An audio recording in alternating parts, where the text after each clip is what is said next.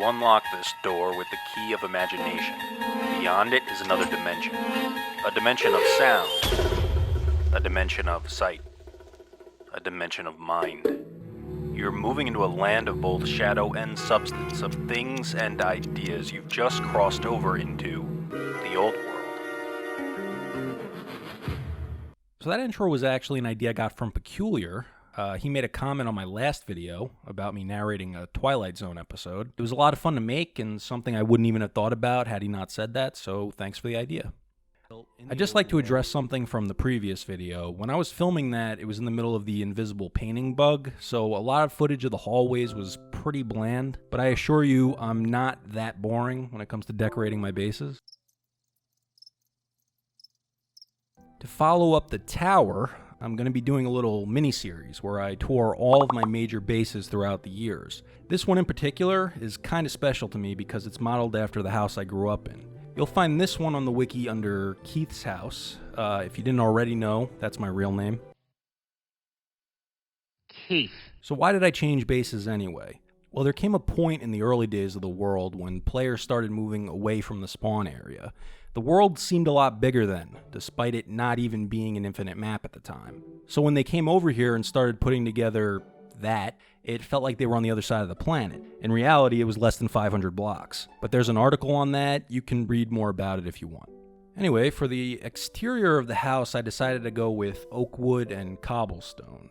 The actual house had white shingles, so I really couldn't replicate that. If I had to build this today, I probably would have used quartz instead. This minecart here is meant to represent a car because in real life you'd be standing in the driveway right now. When you come inside, you have two options. You can go up the stairs, but we're going to head into the living room first. I tried to make the house as true to life as possible. There are two sofas, which is accurate, and we actually did have a chest that also functioned as a coffee table. This is my attempt at making a TV, and I think it gets the job done. Coming off my previous base, I gave myself a little more headroom, as you can see.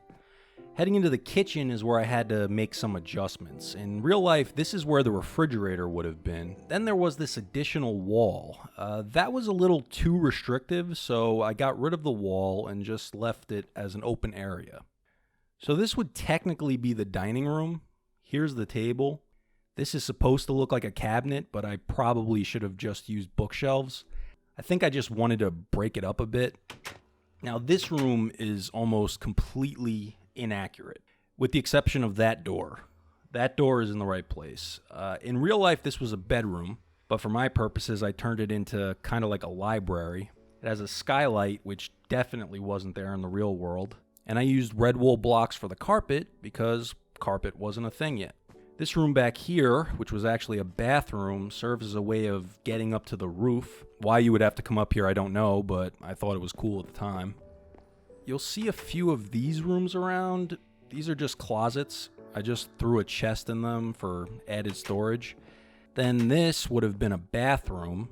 I wanted to acknowledge them, but I didn't do much with them. This room is pretty spot on, actually. We got a TV, two windows, glass blocks instead of panes because this build predates them.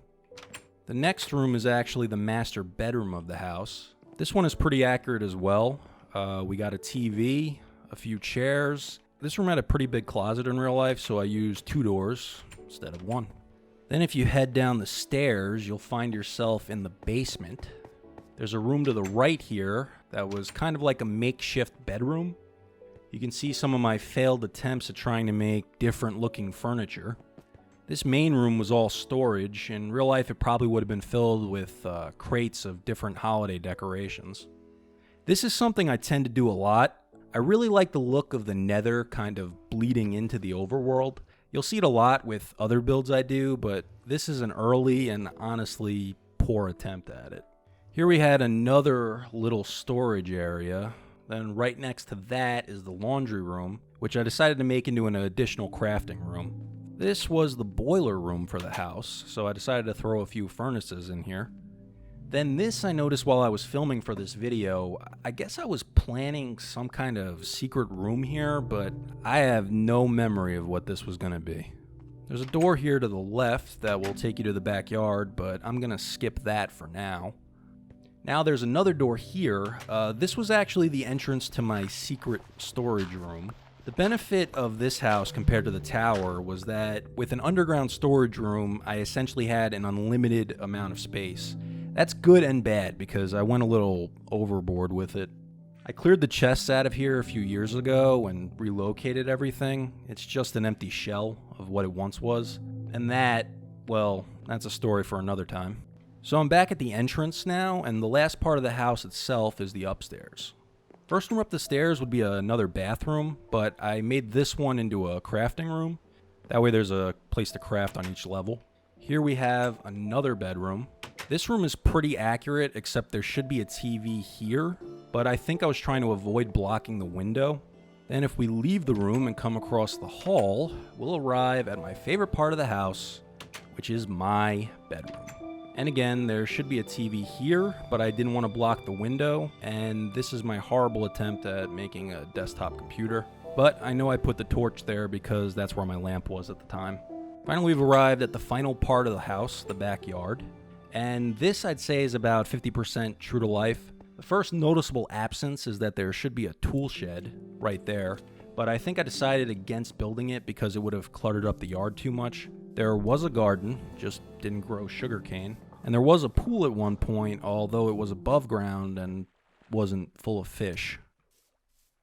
So this was a fun tour for me because it's honestly been a while since I've been over here. The real house that this was based on was torn down a few years back. It's kind of weird, but when I walk through here, I can picture the real place in my mind, and it takes me back to what it was like to really be there. So it's nice to have it permanently be part of the old world in that respect. But that wraps it up for my second tour on this little base tour mini-series. Next time I'll be taking a look at the first base in the Realm era. That's Skyland. Until then, see you in the Realm.